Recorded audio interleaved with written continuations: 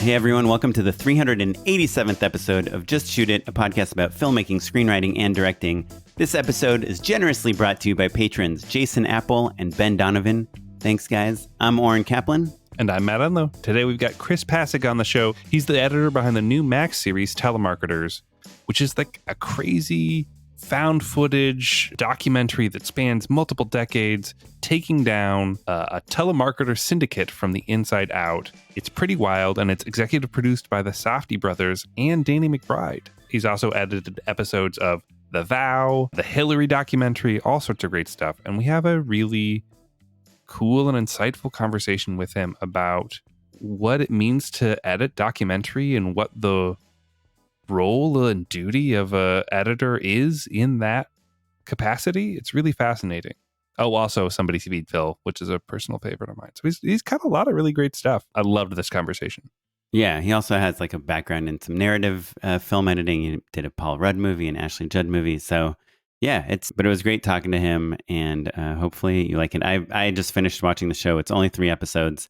The last episode I think is kind of long, but I think altogether it's like a long feature film, but definitely worth watching. And I think if you at all are into documentary filmmaking or even like YouTube vlogging, like like any sort of unscripted filmmaking, you should check out this show because it's they do an awesome job of using footage, and also the graphics are like all like kind of 90s style fonts. Fun. It's kind of cool. It was a really exciting conversation. I think we really do dig in on the philosophy behind editing and documentary. So I really, truly love this conversation. And all the episodes are available now on Max, so go check it out there. And before we jump into the conversation with Chris, Oren, I've been dying to know, what have you been working on lately? Well, thanks for asking, Matt, because I had a color grading session today for a job I did a couple weeks ago. And so the color correction session, right, a lot of times like the director will be there. Sometimes the cinematographer will be there. People from the agency might or might not be there.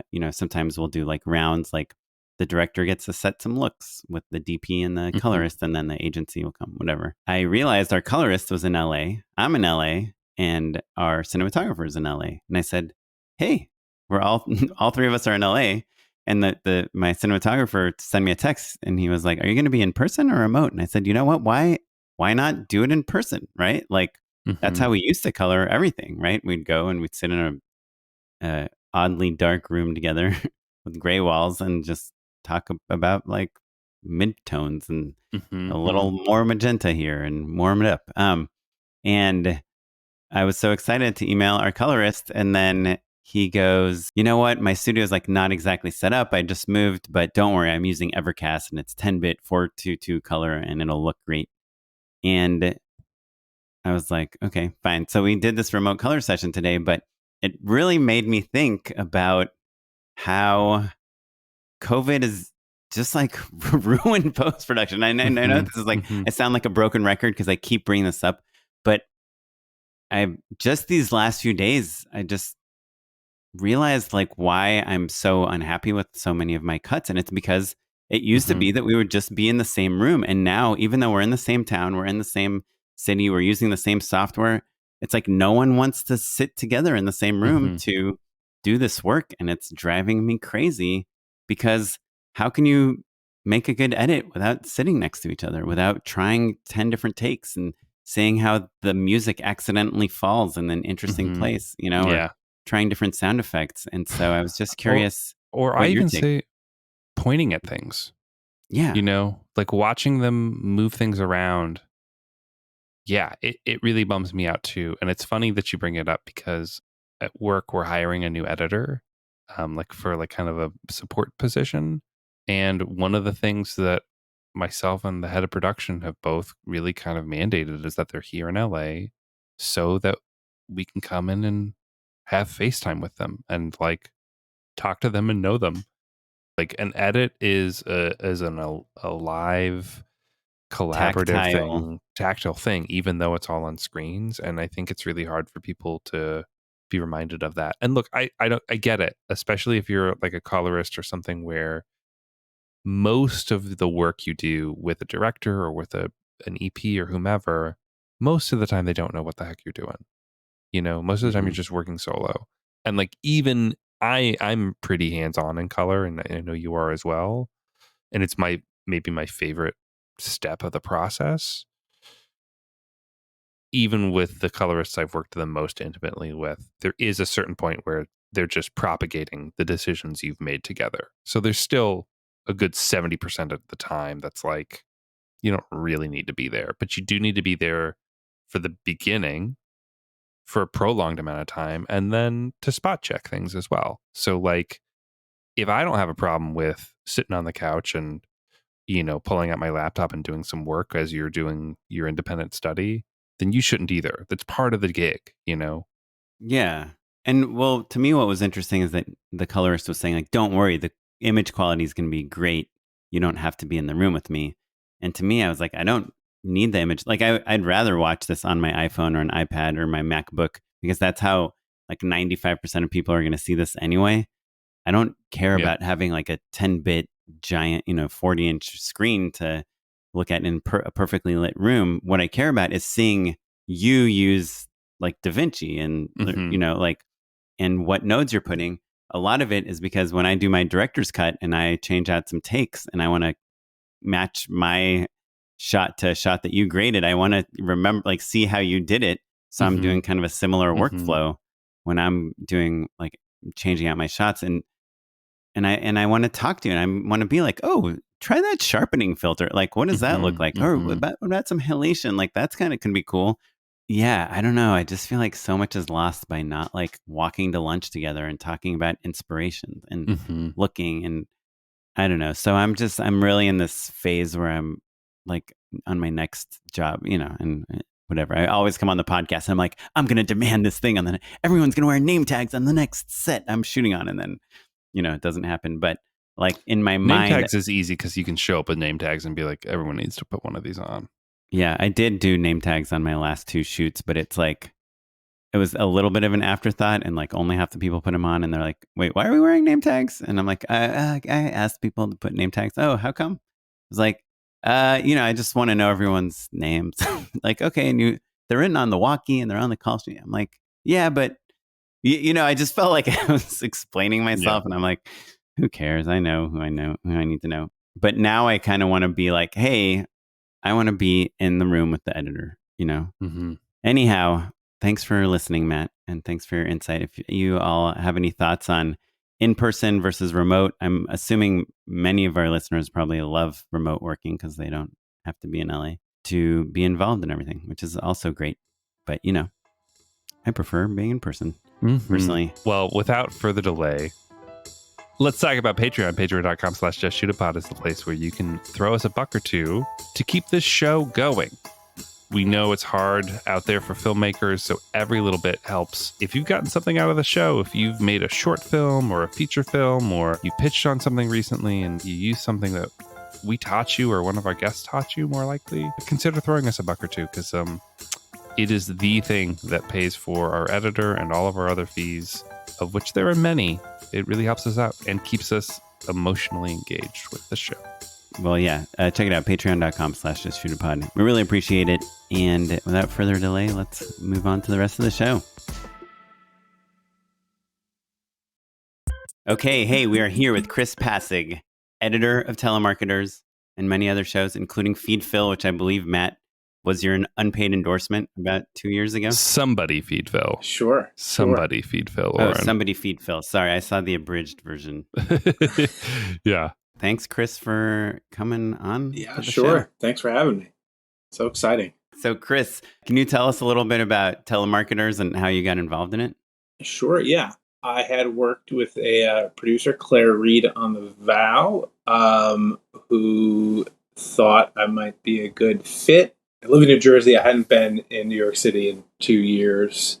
It's kind of like seriously leaving the cave, going to New York for the first time since everything shut down. And meeting Sam Lippman-Stern, who's in our show as the young man working at the call center, and our co-director, Adam Lowe.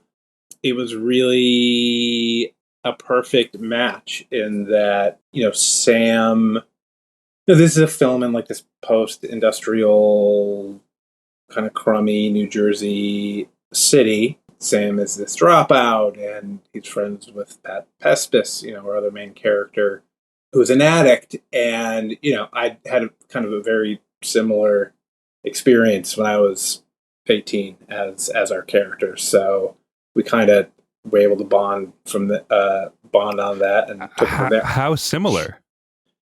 Did you work as a telemarketer, Chris? I didn't work as a telemarketer, but I did work in a call center. I wasn't selling; I was helping folks. I also, though, spent about a year as a dropout working as a mover, which, a lot like the call center and telemarketers, the rest of the workforce was, a lot of folks from halfway homes. And just kind of had an appreciation for that scene that Sam was in. So I saw the show. Matt hasn't seen it yet, but one of the interesting things about it is that it really is made up of a lot of found footage. For our listeners that don't know much about the show, it's basically about these two guys that work at a telemarketing company and realize that they're part of this giant scam, and they're trying to figure out what to do about it. But it's really kind of like a buddy comedy, and a lot of it is based on this footage that they were filming,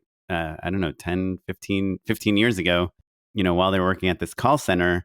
And so I imagine, Chris, one of the things that got me excited about having you on and about watching it is I saw like the Safdie brothers were EPs on it, and it's on HBO, and there's like a lot of... And Danny McBride. Oh yeah, Danny McBride. Sure, yeah. It's a real HBO trifecta right there. Yeah. He knows the foot fist way, that guy. Sure. And so I'm curious, to me, if I was like, here's two dudes that know nothing about filming, very little about filmmaking, that recorded themselves 15 years ago on VHS cameras or whatever. Right. And now they want to make a docuseries out of it. And I don't even know what the ending is yet. I'd probably not be that interested in working on this project. It just because it's it could lead to nothing. So I'm curious, you as the editor, who obviously are kind of a critical part of telling the story, what got you convinced that this was even worthwhile telling, aside from connecting with the characters? So Adam, our co-director, has kind of spoken to this also, but I saw a promo that was about 5 minutes long, and really all I needed to see was Pat. The promo I saw had Pat, scenes from the show where he's snorting heroin in the car and going to complete his sales. There was the scene of him kind of explaining, that the name of the company is CDG. It might as well stand for Criminals Doing Good. He was just so charismatic that I just kind of felt from the beginning that, beyond the issue of telemarketing fraud, this was a once in a lifetime documentary character that I had always hoped to have my hands on. So I was kind of sold right from the get. And then the found footage thing is interesting because same thing. Adam, our co-director, kind of has astutely put it that it's not exactly found footage because we have the guy that shot it. You know what I mean? So something like Winnebago Man or something like that. It's a mystery, and you're never going to get the insight from the person of what they were going for with it. Whereas this, we have Sam. He had hundreds of tapes in his closet, and 20 hours of 12-year-olds doing bong hits, which for he was a juvenile delinquent, and before he was at the call center, he was filming him and his buddies just kind of fucking around and skateboarding and doing graffiti, and they're all 12, 13, 14 years old. So, but yeah, that said, I'm a huge fan of found footage stuff. When I met the team on this, my mind immediately went to Heavy Metal Parking Lot of just the, our show kept the comedy and sort of flavor of a found footage thing, but was unique in that, we are pushing a story forward, and we are kind of in that construct of a true crime show. I guess we didn't really think we were ever making a true crime show, so to speak, but yeah, it was like, let's have that vibe of like a great found footage piece and put it in this new, present it in this new way. It's interesting because one of the other shows that you cut is The Vow, and I'm just realizing in this conversation that there's kind of a shared DNA in so much as you have this wealth of archival footage, the quote unquote 100 VHS tapes in the closet. Yeah. Right. The Vow was like a guy that was also trying to document it. He was trying to document it, right? Yeah. But then you also have the characters in present day reflecting back on things and adding a little bit of context, clarifying things, all that. On a practical level, I'm curious. Sure. How you go about employing that to your advantage, right? Like I imagine you're doing some version of a string out with the archival stuff and then putting together a wish list of sound bites and things like that. Walk us through the interaction between archival and present day footage. I think on any show, Telemarketers is different because it's just sort of one of a kind, that like it was so singular, and we didn't even know if we wanted interviews with people. Like we did some proof of concepts, like they're smoking, they're drinking in the interviews, they like their memories are fuzzy. We really leaned into, we let the like rough around the edges sort of amateur nature bleed into those interviews. But regardless, like any kind of thing where you have a big archival element, you want that to be your spine, honestly. I definitely prefer shows where those sit-down interviews are supporting the archival and not the other way around. I think it's personally, like I would tell people, it's like building from the inside out. So you got to screen all that archival. You're earmarking what is going to work in a 5 or 10 second clip, but what you're really looking for is the sort of tent pole pieces that you don't need to explain, and you don't need to cut to an interview for, and what can speak for itself for as long as possible. And when you say, Chris, what you're looking for, are you saying like you literally are the editor just sitting there by yourself in a room with all the footage and just looking for pieces of footage that can be the tent poles? Or are you having like a sit down with the directors and the filmmakers and the producers and like really planning it out on paper with like, hey, act 1 is going to be this, act 2? Because it's broken. I did read this article that said that Benny Safdie maybe had pitched the 3-episode structure. Well, so Telemarketers was unique in that Telemarketers kind of had this built-in episode structure, in that we have these time jumps. You know what I mean? So our first episode, the place they're working at gets shut down, and then a couple of years later they pick up an investigation in it. That investigation at the end of 2 hits a major snag with one of our characters' personal lives, and it's almost 10 years before they pick it back up again. So we kind of had that built in. We'd always have want to have a loose outline going in of like what the acts are going to be.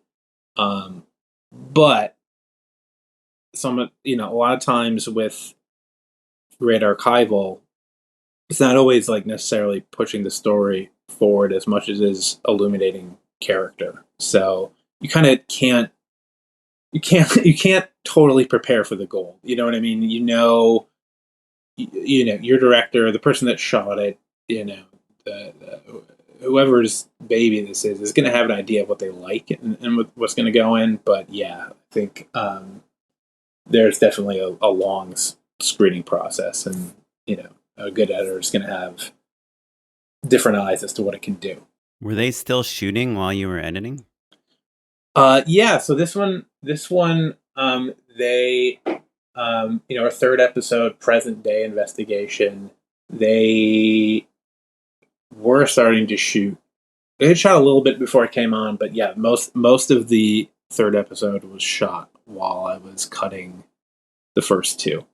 So is there a scenario where you're like, hey, we could use more B-roll for this, or like, it would be nice if there was an interview with this type of person? Yeah, I mean, I think it's tricky to apply the lessons of telemarketers to anything else, because the old callers, by and large, they're all still like Facebook friends with our director, but they're all hardworking folks, and they're not film people. They're not professional talking heads. So their availability would drive more than what I could get. You know what I mean? Like, if we could find some dude who's in this grainy footage from 2003, like, we'll take what we can get, and we'll find a way. The thing that made this project so unique is, like this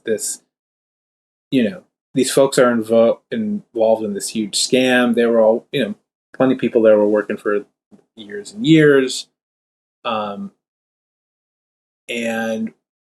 when they got shut down, everyone got fired. The guys who own the company, everyone thinks they're working in some crummy little sort of pissant company in an office park. And meanwhile, the owners, when they get caught, they get hit with the largest fine in consumer protection history, $20 million. They're getting Van Goghs taken away. They're getting $250,000 wine collections taken away. Like, even now, so many people could not conceive of what they were involved in. So those interviews, like, you're only going to get so much. You know what I mean? They're supporting, they're giving kind of tall tales of this wild office that gets to play really nicely with the wild office stuff that we get to see in the show. Yeah, totally. It kind of reminded me a little bit of like the Jinx, in that you have like all this kind of archival, these crazy things that happened like many years ago, but also still today, there are people that are involved in the documentary that are still kind of like probably should go to jail, and so you have to like hide their faces and hide their voices, and there is like a little bit of a live, like, is someone gonna get arrested as a result of this documentary, like in real time as it's coming out on HBO, Sure. Yeah. It's kind of an interesting dynamic. We had in our third episode, one of our our guys meet this, they're amateur journalists. They meet a real journalist who's been working on the story of this stuff for a while, and she plays a tape of this telemarketing sort of kingpin who, chased her through a parking garage, and she recorded his audio. Yeah, he got arrested, I want to say, within the past 2 weeks. Criminal charges. Oh, wow. These guys just generally don't ever face. That's kind of the reason why this is like this unsolvable problem. It's these places get hit with these right, because they're going after the police kind of. Right, yeah, there's that part too. Oh, you said that there isn't a lot from Telemarketers that would apply to other documentaries, but the one thing that I did notice about it is that it has like really good sound, like all the way from episode 1, when these guys were just like filming each other, sure, like at their workplace, probably on really crappy cameras. Can you tell us a little bit about like some of the technical stuff? Like, how do you get such great audio out of like such old footage? I mean, the short answer is not to blow up any mixer spot, but AI. sort of, there's tools now. Yeah. So when I was cutting with a lot of that stuff, there was just like an insane buzz from the Super 8 camera, all of it, to the point where like we didn't think it was necessarily going to go away. We had a period where we were recording voiceover on beat up old cameras so that it would blend into the fabric of the show. Eventually our mixer was able to alleviate a whole lot of that. with tools that are kind of brand new. Even that, like, it's funny to hear you say that we, both our kind of colorist and our mixer were kind of, when we got started, it was just a constant torrent of us saying, make it look shittier, make it sound crummier, make it look worse, make it sound worse, Great. Yeah, which is, it's same thing, just leaning into the found footage and mature nature of our stuff that, we all kind of had to think backwards in a way. Well, and I love the idea of leaning into the nature and the medium of the footage that you have. But I think there's a big difference between texture and legibility, right? Sure. Like your point about recording voiceover into these old tools to make them a little rough around the edges makes complete sense. That's texture, but the AI is there to help make sure that things are literally clear for an audience, which is an interesting balance to strike, to use the most bleeding edge tools and also a camera I bought them with paperboy money in 2003.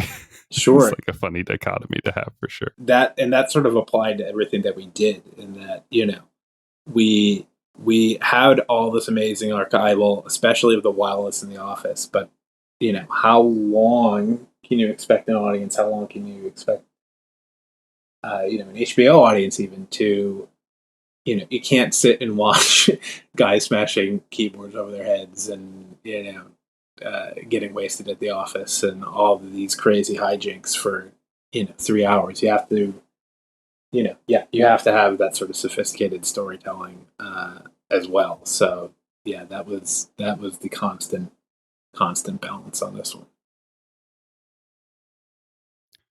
I'm curious, just on a truly practical level, what sort of documents you're working off of. You're screening everything together, right? But then are you literally putting together a script where you're listing out different bites that you're hoping for? Do you have a transcript with you?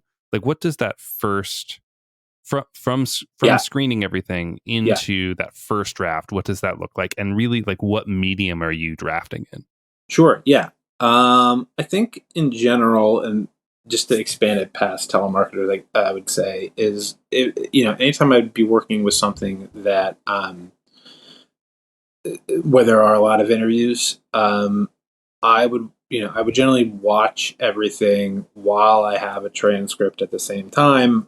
I'm highlighting the transcript kind of as I go, both for stuff that's sticking out, as great story beat, or great character.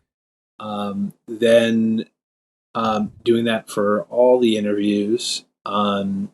Then taking those transcripts, taking those highlights, copying out all those highlighted selects into a new document, and sort of then organizing each interview's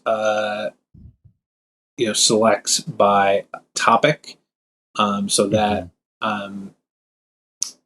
so that's one level of organization, and then beyond that, then making a new document that's interview by topic, and so that way you can have your 7 people talking about this one topic and have it all in one place and start thinking about how they can bounce off each other. What was that Dr. Dre documentary? What was it? The Defiant Ones. There was an article that those guys did where that was their process, and that's a genius thing. When schedules get shortened and budget gets tighter, there's a process out there where story producer and maybe an assistant editor are pulling video selects to watch back, and editors inheriting those, which is not particularly the way I like to go. I really think that's the writing of the show. You know what I mean? The organizing what you think is good and starting to build a script off of that.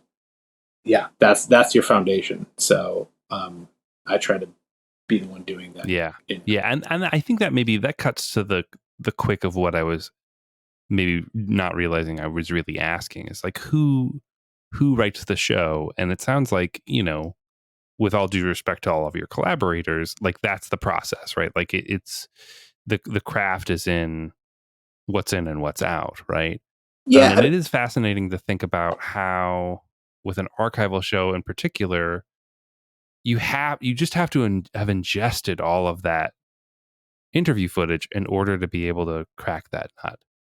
Totally. And I think, I think that, I think any documentary editor will tell you that, there's just more authorship in editing documentary than there is, a narrative thing, which is, I was in narrative before I got into doc, and, the first doc I did, I sort of fell in love with that aspect of it for sure. Well, how does a show like Somebody Feed Phil, which has very much a format, and hey, we're going to Singapore or whatever, we're everything we film here is what is going to be used for this next episode. Do you find that easier and like more enjoyable, or is it less challenging but rewarding in other ways? Like how do you compare like editing a show like that with a show like Telemarketers? Sure. I mean, that a show like that, it's tricky because that wasn't exactly my experience on that one, because I cut the premiere of it. So we had a sense of what it was going to be, and we had the footage, but we're still working out, You're like, boy, I hope Phil likes this cannoli. Yeah. Totally. If not, we're sunk. Totally. But like a show like that, like, I think one of the reasons that show's so successful is like, as much as there is where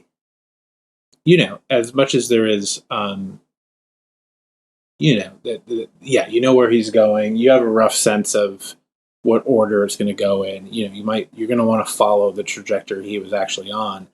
But the thing that makes that show special is it's not that different than cutting standard documentary. If there's a scene where Phil doesn't like the food and it's entertaining and there's some humanity in it, it makes the show. Whether it's something like Telemarketers or The Vow, it's always a combination of like, you're trusting me with this footage. We're having like a broad conversation at first of what you want it to be, and then you're trusting me to find that space with you that where what I'm envisioning and what you're envisioning line up. With The Vow or with Telemarketers, though, there is there's the mandate of like there's a clear goal that these characters are trying to take down a bigger entity, right? Mm-hmm. Whereas with Somebody Feed Phil, like if he doesn't like the cannoli sure. at this vendor's shop, like at the pilot you don't really know this, but I think like lots of food tourism shows, the publicity that they get from these shows is a huge deal, right? Yeah. And can make or break a business. Sure. So I wonder now if the process is informed by that responsibility in some way. Do you know what I mean? Like as a person, I think Phil is he's a big fan of food. So like you don't want to disparage an independent business. With not liking their cannoli or whatever. Sure. And so I wonder, are there other circumstances where you almost feel a responsibility to pull a punch or to be less truthful or leave something out? In documentary. So this is an interesting spot for sure. So yeah, I mean, the short answer is no. In that there are, and yeah, you can expand this. You can expand this to any kind of documentary of that. Yes, that responsibility to what you're filming and who's responsible. And there's editors that I like and I respect, and I think they do great work, who I've seen say things like, I saw someone say that, the act of going on camera is this act of generosity, and you have to honor that. And that's sort of the opposite of my approach. And honestly, what brought me, to Telemarketers in the first place That's not my job. Is to an editor's job is to an audience, right? And that's kind of the director, and in my mind, that's the director and the producer's job. An editor needs to cut themselves off from the subject as much as humanly possible. And right. You're not there to protect them. You're there to I'm there to make a story. Tell a story and entertain an audience. I might just be extra sensitive to this because the documentaries that I love don't pull punches with their subjects. My editing style usually will require a producer or a director to have a hard conversation with the subject, something, is going to make the cut that they probably don't love, but, and you don't need to like throw people under the bus or like over milk that kind of stuff. But like, I think that's, you don't want to, you want an audience to resonate with the people in the film as much as possible. So if you overly protect them, it kind of doesn't serve anybody, I don't think. And I mean, Jesus, sorry, go ahead.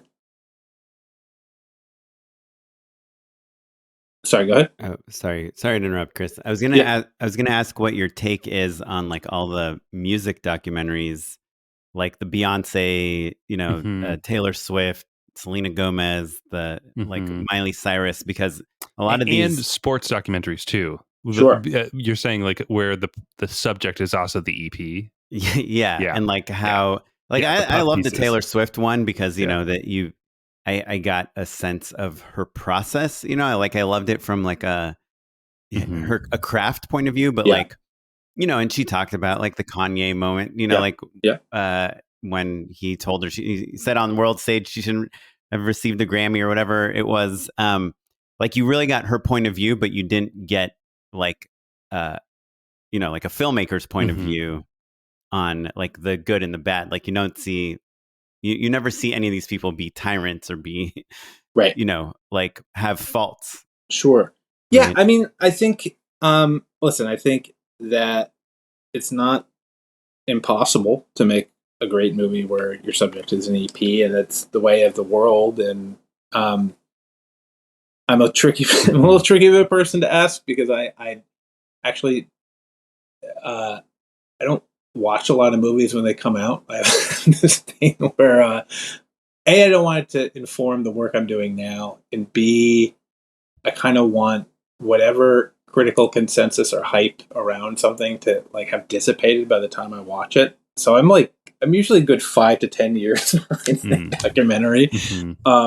But at the same time, when you like, if there's someone who's just that compelling of a personality, like a Taylor Swift or a Beyonce, I did this Hillary Clinton documentary, very similar, where she's she's sitting down and she's she gave a very revealing 30-hour 4-part interview that we used. But she's a very guarded person, and that movie she very candidly talked about her tensions with Bernie. And kind of some lingering resentment. And at the end of the day, that's the stuff that made the headlines with that movie. So even in something like that, I think, I just think audiences appreciate candor. And they, regardless of who the person is, I think people can identify with people who allow themselves to be vulnerable on camera. Is kind of the secret sauce to telemarketers.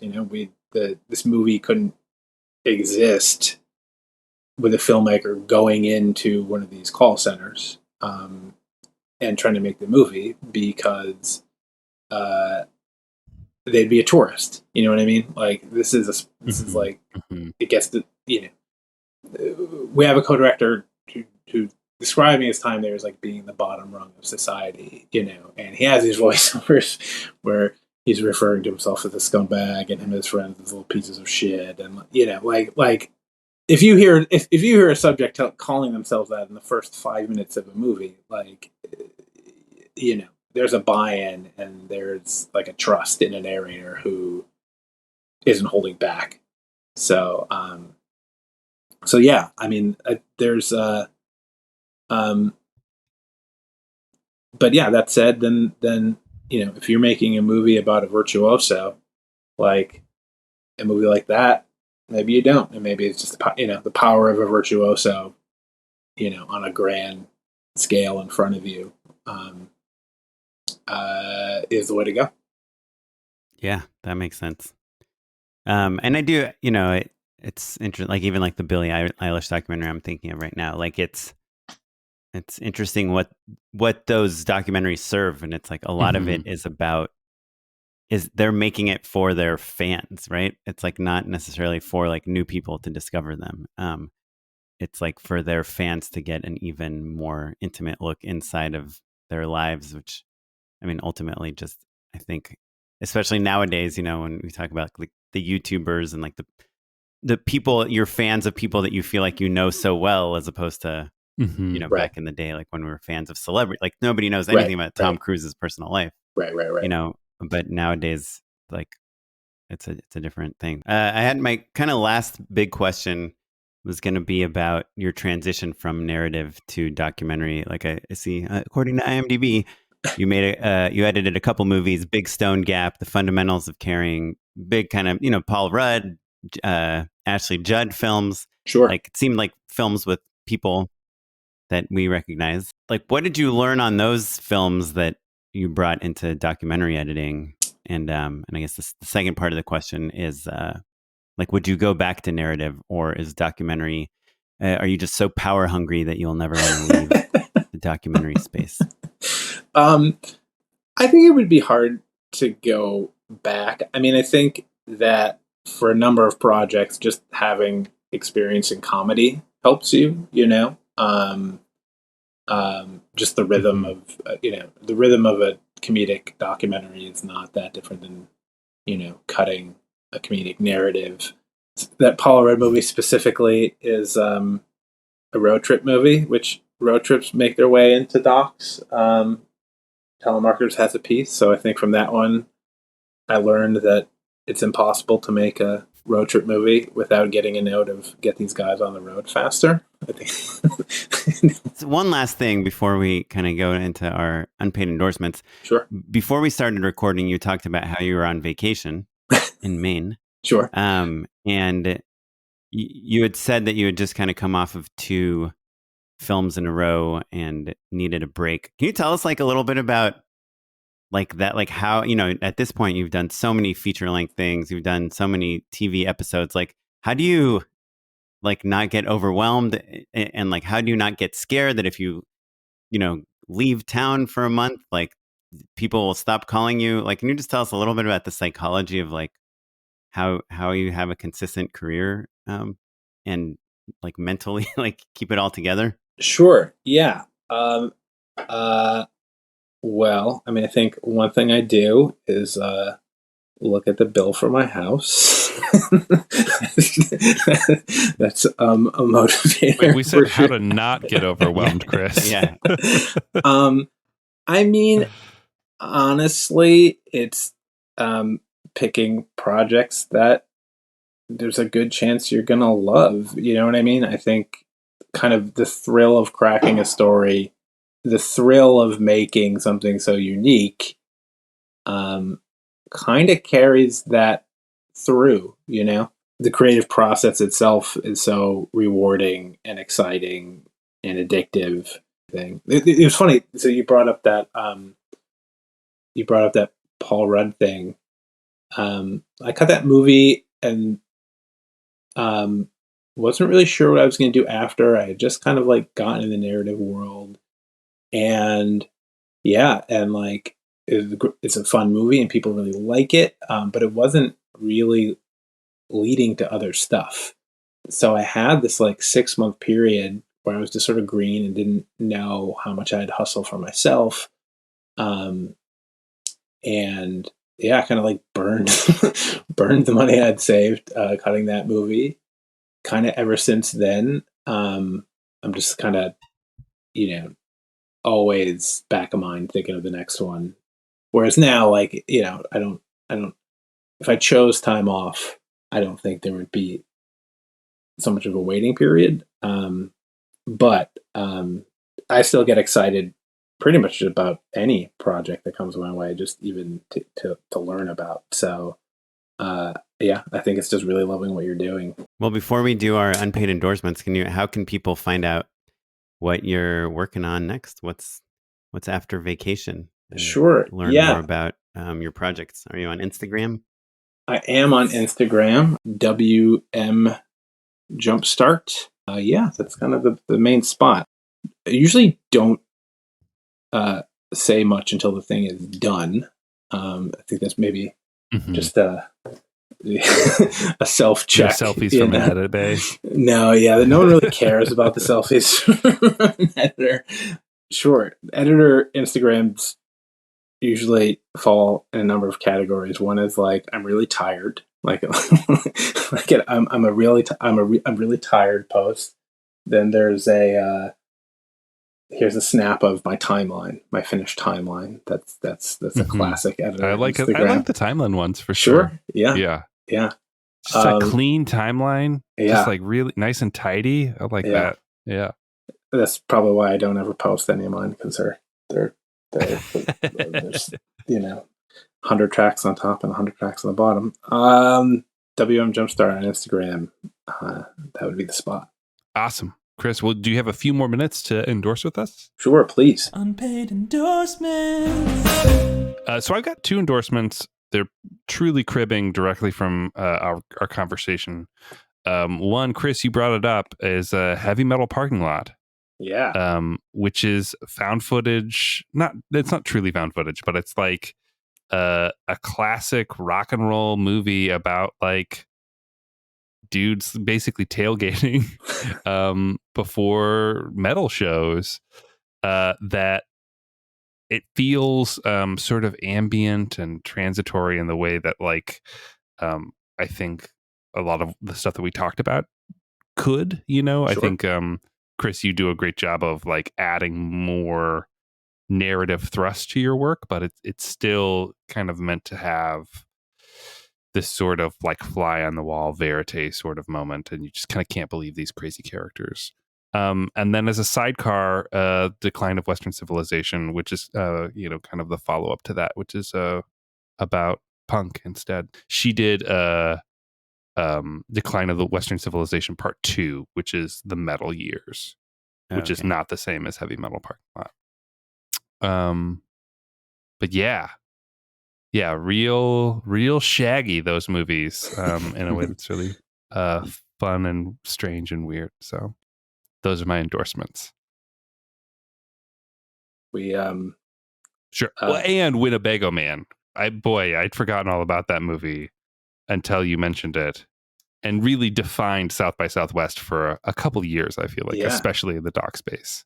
Heavy Metal Parking Lot might be my favorite movie, and it we had really? Oh yeah, we had a man. We had a when I first met with Sam and Adam to talk about telemarketers, that was like the first thing I brought up of how it reminded me of that. And we had a watch party at my house the other day for the second episode that we kicked off with Heavy Metal Parking Lot to start us off. Yeah, it was a Time magazine on, I think, our review brought it up, which was a thrill to see Heavy Metal Parking Lot name dropped in our review in Time. That is very exciting. Can I ask, where did you watch it? What's the best place to see Heavy Metal Parking Lot? Because I'm seeing some YouTube rips, but I wonder if there's a better way to watch it. I think YouTube is the way. I know that they did just release a DVD, even a Blu-ray. I bought, but I haven't put in yet. There's a lot of extras. But yeah, that was a tape trader's tape back in the day. So I think watching on YouTube is very much in the spirit of Heavy Metal Parking Lot. Sure. Yeah. That's great. Awesome. Well, Chris, I feel bad for stepping on your vibe, but No, what I have you love got? it. What are you endorsing? So yeah, I am endorsing a movie that's, I don't think it's available to stream anywhere. You may have to go to some dark corners of the internet to find it. But it's a movie that was an HBO documentary in the 90s called Small Town Ecstasy, which is it's a documentary about a middle-aged father of two who kind of has this break. I think he's going through a divorce or a separation, and he decides to become a raver, and go to raves all the time, and dress like a 19-year-old raver from like 1997, takes his kids to raves. And I recommend it just because it kind of reminds me of Telemarketers in that, like, yeah, it's so gritty, it's so scrungy, it's so raw. It kind of has that 90s HBO documentary feel. You know, if you're a fan of that early Todd Phillips stuff, like a frat, what was the Frat House movie? I think it's just called Frat House, or like his G.G. Allen movie. Yeah, Small Town Ecstasy, a lot like Telemarketers, wades into really, really, really dark territory, but kind of gleefully splashes around in it and has fun with it. Kaplan, what you got, bud? I've got a good one actually this week. It's a Trader Joe's. It's the Trader Joe's dill salad. Have either one of you guys had this? No, it sounds good though. I like dill. It's like, a bunch of green stuff, kale, cabbage, all these things, that are healthy. But then it comes with like some dill powder that you put on top of it. And then this like dill dressing, like a kind of white, kind of creamy dill dressing. But the best part of it is it comes with like dill potato chips. And you put them on the salad and you mix the whole thing together. And it's so, if you even remotely like pickles whatsoever, this is like such a good salad. It's just, it's like a bag that comes fully made and you can just eat the whole thing by yourself for lunch. And you're like, wow, I had a healthy lunch and it was delicious. And it's like $5. So, Chris, I do a lot of tasting new things from Trader Joe's. Sure. I especially if my wife's not there, I will buy anything that catches my eye, and then I will tend to give honest reviews on the podcast. So I love it. I'm a Trader big fan Joe's of dill salad. The Trader Joe's frozen section. Trader Joe's Indian curry. Oh yeah, it's got me through a tough time. I can't let it go in the frozen section. You know what I mean? Sure. It's a joke. If you have a 5-year-old daughter, you might understand. Yeah. Well, cool. Well, thanks again, Chris, for coming on. Everyone should check out your show. It's wild. And if you want to ask us anything or you want us to forward Chris any questions, let us know what you think about documentary filmmaking. Anything, you can email us at justshootitpod@gmail.com. You can find us across all social media at justshootitpod. I'm on Instagram at okaplan. And I'm at Mr. Matt Enlow across all social media, including Letterboxd. And I've been getting a few followers, so oh come on, it's very exciting to me. It's really great. It's truly motivating me to post better Letterboxd content. I was like, oh, maybe I'll become a Letterboxd influencer, like our friend and listener Andy Young. Okay, he's a Letterboxd influencer. He's got a following. It's cool. But there's not a better social media out there. Anyway, this episode was edited by Noah Bayshore. Thanks, Noah. I bet Noah's on Letterboxd too, and he's certainly on TikTok. Give him a follow. And you're listening to music provided by the Free Music Archive and the artist Chazar. Thanks, everyone. Goodbye. Bye.